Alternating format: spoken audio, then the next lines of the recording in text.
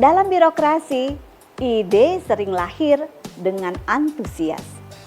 Namun, tidak semua ide bertahan hingga menjadi perubahan nyata.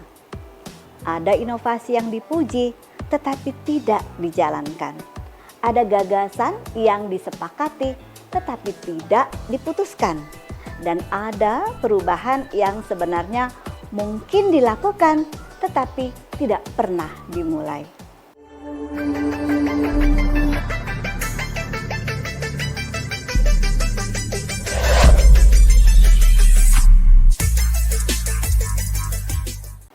Halo sahabat Ayu, saya Diah Natalisa.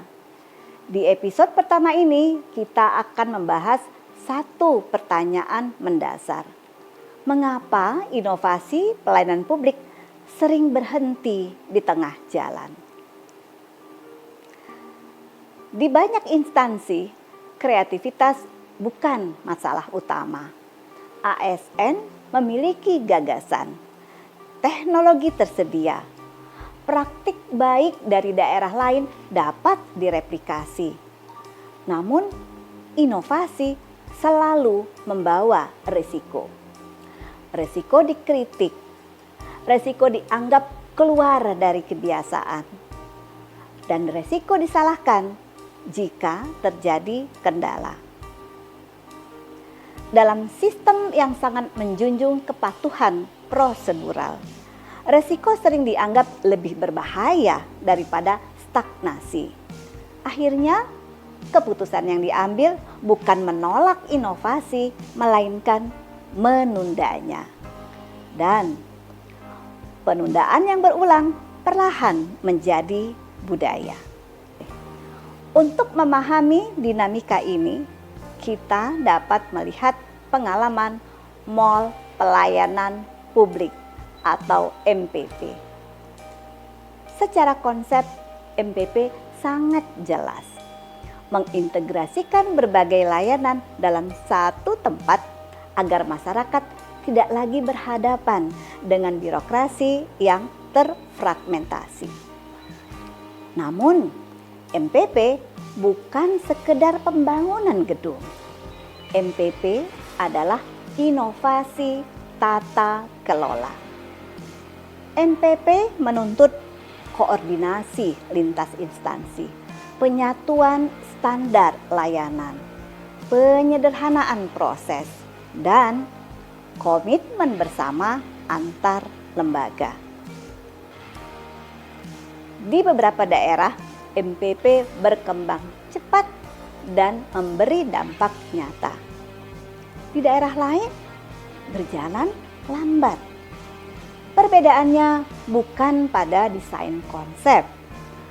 Perbedaannya terletak pada kepemimpinan yang berperan sebagai integrator. Daerah yang berhasil biasanya memiliki pimpinan yang memimpin langsung koordinasi lintas sektor, menyelesaikan ego sektoral, memastikan dukungan anggaran dan SDM, serta menjadikan pelayanan publik sebagai agenda strategis bukan sekedar agenda tambahan. MPP menunjukkan satu hal penting. Inovasi pelayanan publik bukan berhenti karena kekurangan ide, tetapi karena tidak selalu ada keputusan yang tegas dan perlindungan institusional untuk menjalankannya. Sahabat Ayu, jika ditarik lebih dalam, akar persoalannya sering terletak pada budaya organisasi. Birokrasi relatif cepat memberi koreksi ketika terjadi kesalahan. Namun, belum selalu cepat memberi ruang untuk proses belajar. Dalam lingkungan seperti ini, ASN cenderung memilih jalur yang paling aman. Dan jalur paling aman seringkali berarti tidak mengubah apapun. Padahal stagnasi dalam pelayanan publik juga memiliki resiko menurunnya kepercayaan masyarakat dan hilangnya relevansi institusi. Disinilah kepemimpinan publik menjadi krusial. Kepemimpinan yang mendorong inovasi bukan berarti mengabaikan aturan. Sebaliknya, ia memastikan batas eksperimen yang jelas, mitigasi risiko yang terukur, dan perlindungan bagi tim yang bekerja untuk perubahan.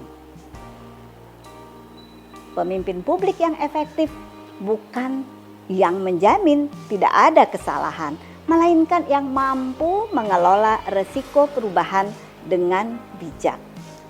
Tanpa kepemimpinan seperti ini, inovasi akan terus berhenti di meja rapat. Inovasi pelayanan publik tidak selalu membutuhkan anggaran yang besar. Seringkali ia membutuhkan keberanian mengambil keputusan. MPP mengajarkan bahwa perubahan sistemik hanya terjadi ketika ada arah yang jelas, komitmen lintas lembaga, dan keberanian memimpin integrasi. Jika tidak, inovasi mudah berubah menjadi simbol, bukan transformasi.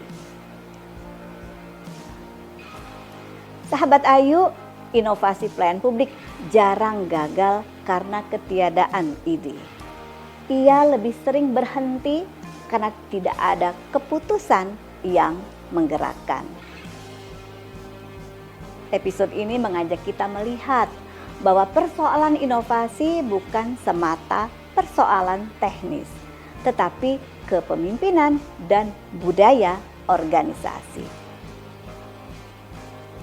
Di episode berikutnya, kita akan membahas lebih dalam bagaimana pemimpin publik dapat menciptakan ruang aman bagi inovasi dan mengubah budaya takut salah menjadi budaya belajar. Saya Diah Natalisa, terima kasih telah menyimak episode pertama dari miniseri Kepemimpinan Publik dan Inovasi Pelayanan. Mari kita terus menumbuhkan keberanian untuk melayani dengan lebih baik. Sampai jumpa di episode berikutnya, sahabat Ayu.